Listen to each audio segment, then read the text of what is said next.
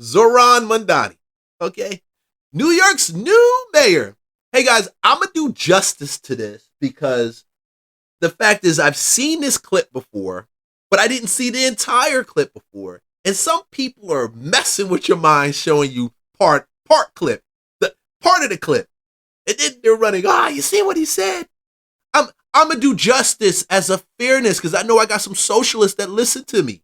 Y'all in my comments, y'all DM me, y'all on the video on YouTube talking about, hey, socialism. You don't really know what it is. Imagine this, imagine that, blah, blah, blah. We'll talk about socialism at a later time. But let's see this full clip of what Zohran Mamdani is talking about. Full clip. Now, it's a minute something long. Just chill out. And I'm going to tell you my real take on this when I'm done from 18 years in the biz. I'm standing here on West 83rd Street in front of a building owned by one of the worst landlords in New York City. It has racked up hundreds of code violations. After years of neglect and ongoing pressure from tenants, the city finally stepped in and sued the landlord. But even that didn't fix these issues. We are talking about a lack of heat, a lack of hot water, and instead, leaks, rats, a literal beehive in the wall. Housing isn't just more expensive than ever, it's falling apart. But what's Mayor Adams doing about this? The same thing as his real estate donors. Nothing. That's why I'm announcing a plan to overhaul the mayor's office to protect tenants, bringing code enforcement under one roof and making sure that agencies are working together to hold bad landlords accountable. Starting on day one, we will expand the city's special enforcement programs, doubling fines for hazardous violations and tripling them for conditions that are immediately dangerous. And when a really bad landlord, like this guy, refuses to fix it, the city's gonna step in, make the repairs, and send them the bill. If that doesn't work, the city's taking over the building. We're putting the worst landlords out of business. And we're going to transform 311 by bringing the latest in cutting-edge technology. Scheduling appointments with inspectors so you actually know when they're showing up to your apartment. And the best part? You're gonna pay for this! But actually, bad landlords are gonna pay for this. We're going to fund this expanded enforcement in the most obvious way, by actually collecting the fines and enforcing the violations the Adams administration has spent 4 years ignoring. Everybody says housing's a human right. Let's start acting like it. Hey man, you can't put anything past this guy when it comes to his charisma being used to to push his message or his agenda. So let's talk real quick about what he's proposing. And that's New York. I'm in Atlanta, but I'm gonna tell you, rent caps are spoken about in every major metropolitan. Don't get it twisted. They're doing it in LA, they're doing it in San Francisco, and they're definitely doing it in New York. But the problem that they're having, and they're not telling you, is that when you cap the rent, you make it where the owner can't cash flow. And when owners can't cash flow, I'm going to tell you what I told my kids growing up. You get what you get. Don't pitch a fit. That's the truth. When owners can't cash flow, who wins? You think the tenants win, and then you make commercials like this talking about beehives in a wall, talking about things, apartments falling apart. When you don't allow capitalism to do its thing, when you don't allow them to, when you put caps on it, see, the whole city's capped. That's the thing. And you wonder why the buildings inside are deteriorating and going to pieces and things falling apart. Negroes ain't got money, okay? them cats ain't got money. They ain't got no money. They don't have any cash to do what needs to be done to put money in their pocket and fix what needs to be fixed. I know. You're like, Leon, but the rent's too high. Bro, it's New York. That's what happens when you move to a metropolitan like that. So many people. It's not designed for everybody to live in it. It's not. And y'all like, oh, what do you mean? They got to have people serving them. What about the bodega? Yeah, that's true. They got to. And do you think that if the rents are more, Businesses can't find people to work. That means they have to pay them more because they don't want to come there and pay that high rent. Now New York slowly begins to be that place that it is freaking expensive to live in, but people make a bunch of good money there and they have good housing there. And then you're always going to have the knuckleheads like that. And I agree, that aren't going to fix nothing. This is not a fix for everybody. It's only a fix for some of them, not everybody. But those knuckleheads will have no choice but to sell that building and do something else. Okay? Now, did you notice at the end of that? He's planning on coming for your property if you don't maintain it.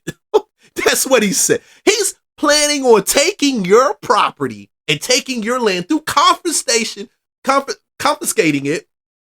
Confiscation. My wife, I'm glad she's not watching this. She's gonna get me. But they plan on taking it. They plan on taking it. Some people, and I don't think this is a theory. I believe we're going to see news reports with people talking about their house now or their building or that 15 unit under some type of eminent domain, some type of legal transformation to the city. Yeah. He just wants to add more assets that the city can't even manage underneath its belt. Trust me, he just wants to. That's the thing with socialism. Your stuff is not your stuff, it's everybody's stuff because you worked hard for it. You need to share. You need to turn around and share what you got because in socialism, it's not really yours, it's ours. Oh no. Mm-hmm. Now, owners have been speaking about this. And another owner, this guy has a good idea. I saw this. He has a great idea. How many people will actually do it? How many people will actually follow through on this? So Mamdani wants to seize all the apartment buildings of landlords who don't comply with whatever he says should be done in New York City. So if you're a landlord in New York City, just listen up. Here's what you need to do. This is real simple. Simple solution. While this guy's in office, 4-6 years, whatever it is, you kick out all your tenants, okay? Take your loss for the rest of the year. Then you sign leases with the federal government and you get to the Department of Defense and you put in the troops and you put in ICE agents in every one of your units and bill the federal government and not take in any of the New York City tenants. They're going to be there anyway. Kick them all out, put them out in the street, and lease your apartments to federal agents such as the FBI, troops, and ICE agents. Nothing he can do about it. Absolutely nothing. Hey, man, I'm going to give props to the content creator on that one right there. It'll be in the comments. He is not wrong. Because what ends up happening, think about this. You guys already do Section 8 housing. You already put it out there for people in Section 8 to turn around and to lease the place for the government to pay you through that local municipality or federal funds that they use for whatever. Why not take those same places and give it to the federal government? The troops are going to be there anyway. They already have a mandate for the next 4 years. We're going to 3 year time now. 4 years, 3 years to be there. And they're going to keep being there, cleaning up the spots. And they can't, some of them can't even go to the hotels and certain places. They have to either stay on federal grounds because you got lunatics right now doing crazy stuff. And we'll talk more about it, shooting at ICE, rolling up on them. So why not? And you guys are like, it's fascist. No. I'm going to tell you, I would rather do this with my building than turn around and have Zohran Mamdani take it away from me. That's it.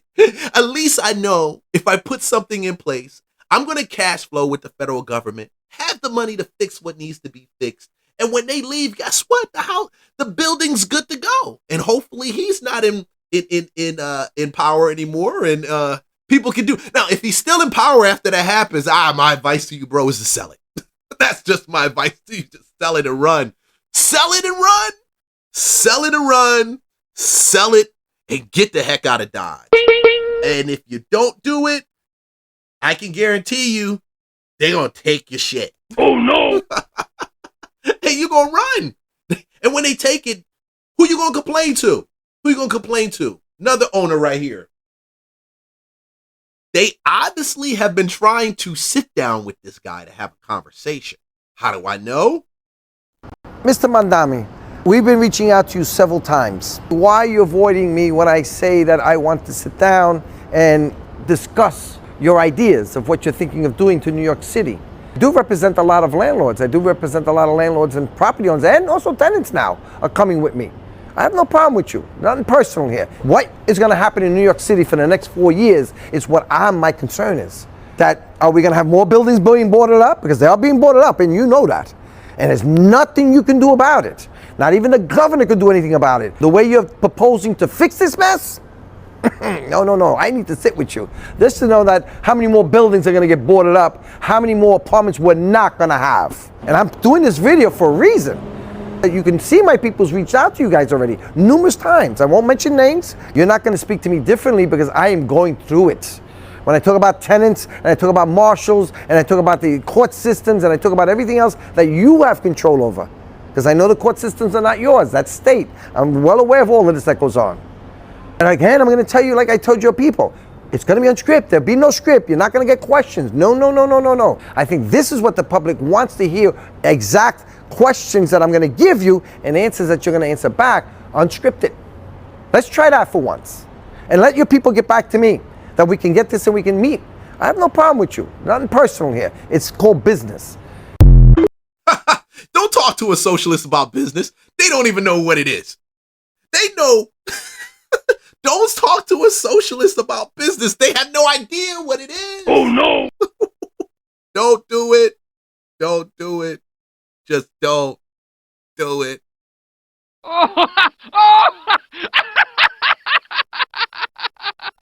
Somebody gets it. Somebody gets it. Somebody gets it. Somebody. Obviously, these conversations have been.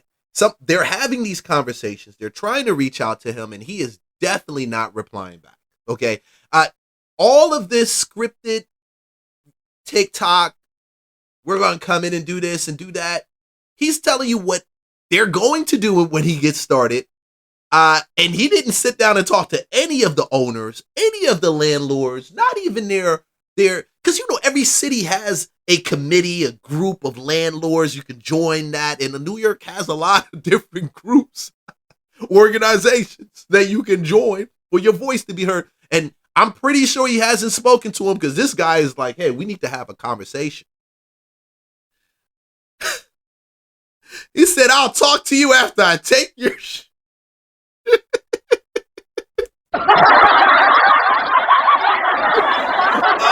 Oh, New York, New York, New York. I tell you, interesting, New York. But you know, you can't go anywhere without having Grant Cardone say something about the situation. Grant, I like Grant Cardone. Honestly, I do. Okay. He does something which I think a lot of hosts, investors don't do. And then they get mad and they hate at him. He knows how to promote himself. And you guys don't even recognize you want to make the bag. The bag starts with creating, promoting what you create, delivering on what you create, and then you get the bag. And Grant understands it better than anybody, regardless of whatever y'all say. Oh, he's ready, this and that. I don't care. Listen, he came from the gutter. Grant came from the gutter. Grant came from the gutter. He lets you know. And he liked the brothers. Okay? But that's neither here nor there. What does Grant have to say about this? Because I would never own anything here. I wouldn't own New York. New York just passed a bill. You can't raise the rent there. So a guy 2 months ago bought a piece of property in New York City. He says, I'm going to come back in and spend $25 million to fix this and raise the rents. He already closed on it. Yeah. He already told everybody what he's going to do. They're like, you can't raise the rents. That piece of property will go back to the bank. We only buy properties that are 90% occupied or better, that we get a check the next month. And we only buy in warm states. Interesting. Where there's a tax benefit and positive job growth. Only warm states, though. Yeah. So you won't buy in Boise Boise. No. Okay. Why is that? Because they're going to leave Boise sooner or later. Okay. You can come to Georgia if you want to. We definitely got some stuff for you to buy. Atlanta is wide open. Trust me. 80 million baby boomers that are going to get old. Yeah. When you're old, you don't stay in the cold. Right. Yeah. And you got millennials that are just going to go where the jobs are, and that's not where the jobs are. You got 150 million people for the first time in the United States that will be renters. Not because they have to, but because they want to be mobile. Right. Older people, the baby boomers, they've already owned a home. You guys own a home? Yes. Yeah. Well, you know it's not a dream. A home is a dream. Let me tell you something. It was a pull on me to buy a house. My wife needed it. We got